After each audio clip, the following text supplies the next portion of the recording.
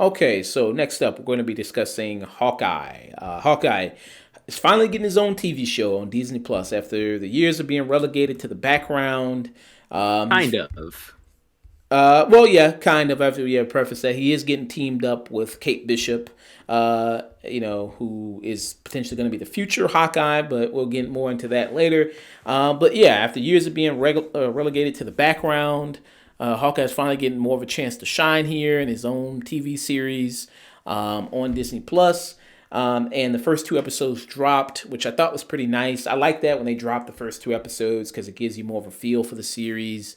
I think they did that with WandaVision, which was good because the first episodes of WandaVision was kind of them really just doing the sitcom kind of setup that they were doing. They wasn't really delving that much into the plot at first. So I think it was good for them to do the first two episodes. I think it's good here that they do the first two episodes to kind of set up the story, kind of get people intrigued about what's kind of going on and maybe whether or not they should stay. And what's going on here is you have Kate Bishop, who the story opens with, as a little girl, 2012. And she was just quietly in her house with her parents, and of course 2012. That's when There. what was that alien race called? It was the Chari, right?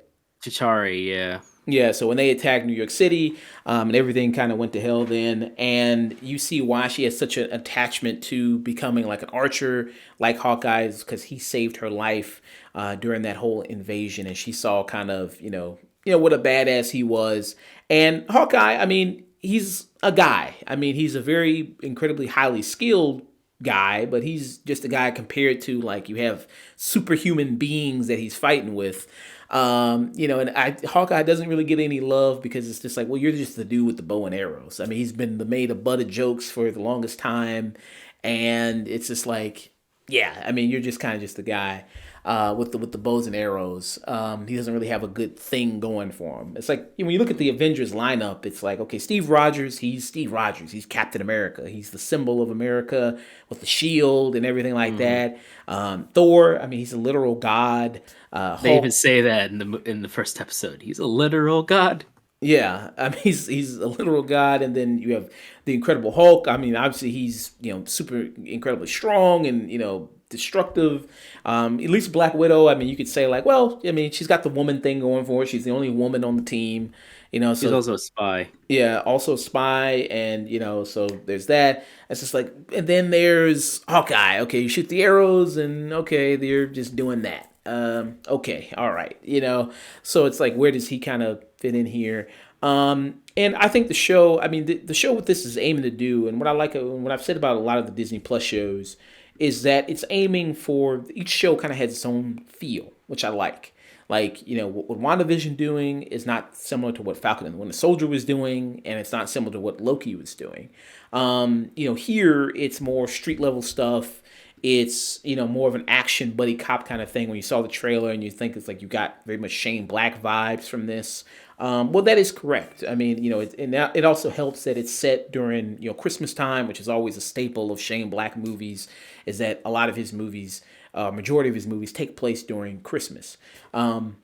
So I think that's what they're aiming to do with this, and that's what Hawkeye kind of does with this, doing a mentor mentee relationship he has with Kate Bishop. And so as Kate Bishop, it's, as you said, it's kind of Hawkeye show, kind of. Well, what that means is that Kate Bishop is a lot of focus of the show. It's even though it is titled Hawkeye, she does get a lot of focus. You see kind of her whole upbringing, her being because she comes from a wealthy family, and it's a really cool thing they did like in the montage of this show is they show all her accomplishments to let you know that okay, she is a badass in her own right. Like you see, she even probably went to the Olympics for archery. She won all these trophies, all these medals of in archery. She also did martial arts, black belt in that. So it lets you know that she has a set of skills herself. You know what I mean? You know that allows her to be very very capable. And it's funny because I was online because it's fun. Somebody said like, well, what if she saw Hulk save her life, and then she was like, okay, I need to take a bunch of steroids and paint myself green. You know what I mean? Because she just maybe she, you know, whoever saved Avengers saved her life, she would just form this attachment to whoever did it. And it's luckily it was just Hawkeye who did it. You know, something a little bit more attainable because he is just a regular person. So yeah, so I was kind of really enjoying that feel and kind of that tone with the two episodes. What were kind of you thinking about the first two episodes? It's at first the first two episodes, the start of it is pretty good, or at least interesting. It starts with this new character, gives a little bit background to how she attains, and it is nice in the initial montage that you see a progression. I would have liked to have seen a little bit more of that progression instead of it being a montage, but hey, we only got six episodes. I'll take it that it just kind of builds on this of her being determined to get stronger and to kind of emulate her hero, so to speak. And then the first two episodes honestly have very interesting tones because on the one hand you have almost a Disney Plus Kate Bishop teen is like a teen kind of action show that almost reminded me of like a Kim Possible like show where no one's really dying. I mean, the action's kind of happening, kids getting into trouble. Oh no, I have a little bit of complicated relationship with my parents. Kind of very Disney cheek. And then you have this more interesting, darker story with Barton and dealing with PTSD, the decisions made after it, uh, dealing with now he has a handicap with the earring aid, which was actually straight from the comics, which was nice to see them implementing that he suffered legitimate damage because of his heroism. I also like, and you just get this a completely different vibe from his show versus hers whenever they were not around individually. And I kind of wanted to see more of just Bart and his family, just and him kind of dealing with this, trying to live a normal life and kind of not being able to. And honestly, by the second episode, that basically is dashed by the end. By the end of that, because the family's basically just kind of kicked out of the show. They're like, yeah, bye. yeah. We're gonna follow Kate Bishop's stupid plot. Yeah. I mean, when you speak of them kind of bringing in stuff from the comics, like with the hearing aid, I think maybe a lot of people know, and if you don't know, this series is heavily inspired by the Matt Fraction run of Hawkeye. That's kind of like the big run of the show, and they pull a lot of stuff from that comic. Even the visual opening intro of this show Yeah, is inspired by from the way the comic is, and they even bring in the dog, who was a big part of the character from the Matt Fraction Hawkeye series. They bring that in here as well. So yeah, I mean, Blinking Dog. yeah, the lucky dog, and so they do bring a lot of those elements. That's a heavy inspiration here, and like you said, I do really appreciate like when you first see Hawkeye, he's in a musical with his with his family, with his kids, and and he's watching it. It's all about the invasion of New York, and it's called Rogers Musical, and of course the musical, it's not very accurate at all because it has Ant-Man and it has all these other people who were never there during the whole battle. For a second, I thought like there was this guy with a green hoodie, and I thought he had like silver face paint on his face, and I'm like, is that? Did they put like Doctor Doom in there? Oh, Just like for a minute, I'm like, is that? And then they cut, and he's not there, and it's like the Hulk. He's wearing a green hoodie. I'm like, for a second, I thought they just in the background. Here's Doctor Doom.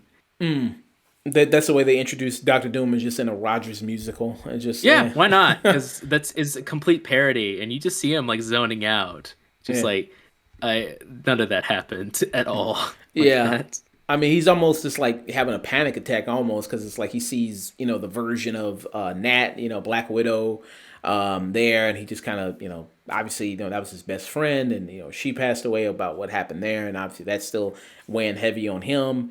Yeah, Um, they had a very close relationship on many levels, but yeah, she was a very good friend to him and vice versa. Yeah, and obviously, that obviously triggers him as well, and then him going to the bathroom, and because people do recognize him as being a hero, because Oh yeah, none of the heroes really in the Marvel universe, except for just recently, I guess Spider Man. I mean, you know what I mean, or yeah. also I guess Black Panther, I guess has a secret identity. Daredevil, characters that care about their identity. We Yeah, can't all be drunk Jessica Jones who don't give a crap that is a, whether or not I can lift a car. Yeah, I mean, for the most part, a lot of Marvel and the the heroes in the Marvel universe, they don't have a secret identity. Like everybody knows who's who, so they all know, Clint, and they all want to take photos. And he goes to the bathroom, and some guy, you know what I mean, wants to take a photo with him, in the bathroom. And I think that was a perfectly awkward moment of what it's like. I mean, Clint's just, he's a guy that kind of just wants to be left alone and be with his The family. writing on the stall, just on the toilet seat especially, was very like, ooh, that's very human and really dark. I like that. Yeah, that's a good point. Thanks for bringing that up. The whole thing with because when he goes to the bathroom, on the stall it says Thanos was right on there, which that again that would be people who would be like yeah Thanos was right. I mean you see that in real life. Right now people going like yeah I mean if half the population went away, that wouldn't be maybe such a bad thing. A lot of more resources for people, everything like that. Yeah. So that I mean yeah I thought that was a very good added nice little touch to that as well. But yeah, I mean, he's just trying to live his life.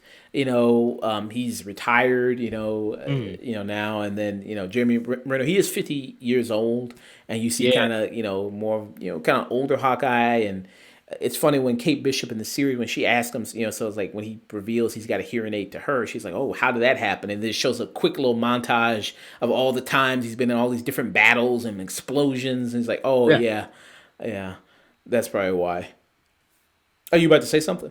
No, no. I mean that again. That kind of adds. That's also taken from the comics. He was an ex-soldier, and then just over time being all these different incidents. I mean, he's just a human guy, and eventually, if you are next to explosions all the time, you're gonna lose your hearing. Yeah.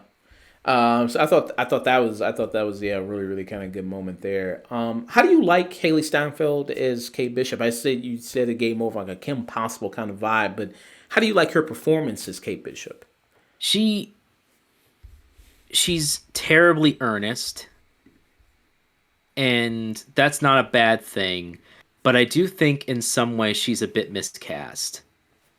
In Okay. some ways, but I'm not sure whether or not that's because of her performance or the direction they want for her character and the way she's written.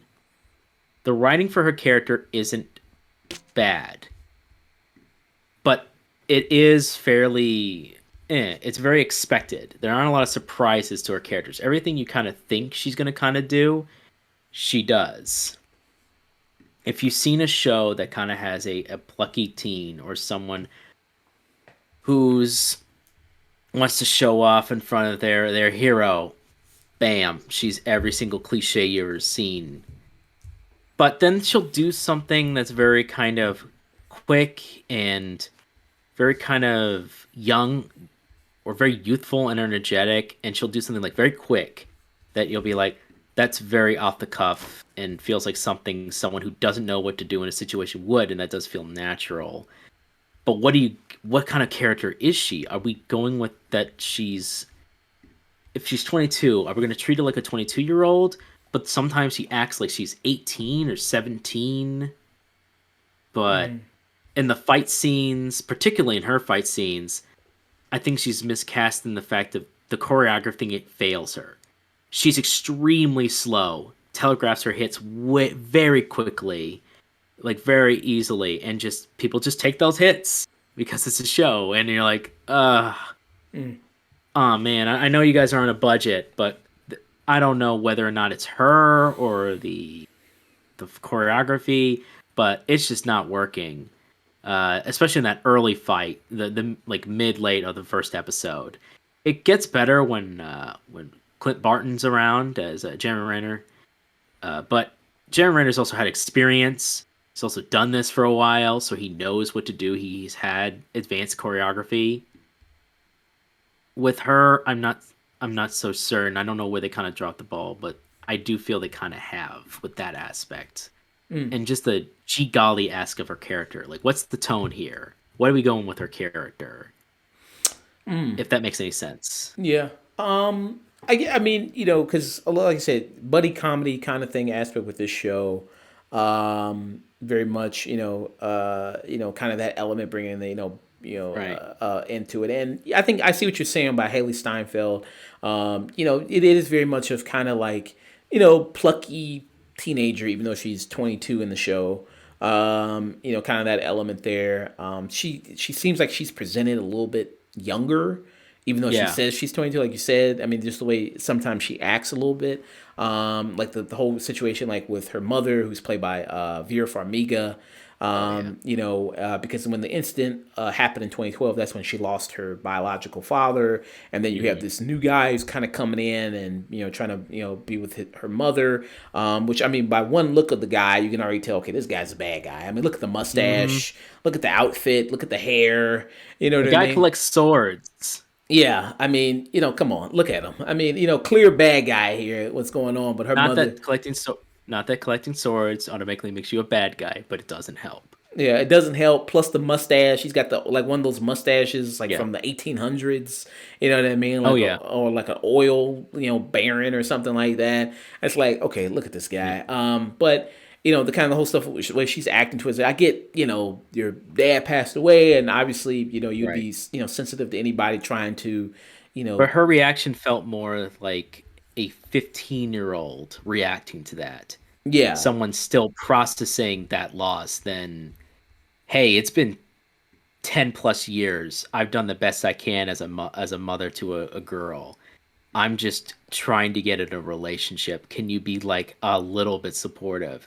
Like the first thing she even hears about it is just this, like, I'm just so mad at you. Why yeah. didn't you like? And I'm like, that's not a reaction you would have at that point in your life, or maybe you would. I don't know. It just seemed a little too young for that kind of a reaction. Yeah, because you got to think the timeline of the Marvel Universe now is like Yeah, 2025 because they did the whole yeah, 5 year skip. So I think it's like 2024, 2025 now. So it's like, and then the incident in the Avengers happened in 2012. So it's like 13 years later yeah. since that, since her father passed away. And it's like, yeah, okay. I mean, yeah, it just wasn't presented in kind of the best way. It just seemed like bratty teenager rather than more young adult. But yeah, so that was kind of a little bit of an issue. The humor in the show overall, is it kind of a hit or miss for you? Because a lot of people talk about the Marvel humor, and sometimes it works for them, sometimes it doesn't. Do you think it's a hit mostly? I feel like the rest of this so far, it's kind of half and half. Sometimes she'll Kate Bishop will do something that's very quick and very just kind of off the cuff, and I kind of laugh at that just because you're like, "Oh, okay, sure, that's kind of funny because she just doesn't know what to do, and so I understand in that moment. I'm just gonna have to make a call, and I do it. Then sometimes she'll actually do they'll do a quick. Oh, she actually does something pretty competent, and you're like, oh, that's nice to see. And then like he'll and then Hawkeye will comment on that, and that's kind of funny. They do have good chemistry when the script allows them to. When it's just character versus character, not and she's just Kate Bishop is kind of allowed to act her age, 22-year-old looking up to this hero, and he's just this. When they get to, it's almost like the show is a combination between Die Hard and Home Alone. It's these very, it's like a John Hughes movie meets a Die Hard movie, an action movie, and you're like, this could work with a very specific vision, and it needs to, like, but it kind of feels more like a couple of different writers are doing it. So every once in a while, you get a joke that felt like that from that guy. That person wrote that, or this woman wrote this, and that hit there, or and then this one hits there, but not quite. So it's kind of a toss up. I'd say 50% hits, 50% lands. So it's at 50-50. Sometimes it hits, sometimes it doesn't. And sometimes it just feels like unnecessary. I want to know a little bit more about Clint. I want to know a little bit more how he's been dealing with things. I want to know. I don't really care about the tracksuit mafia.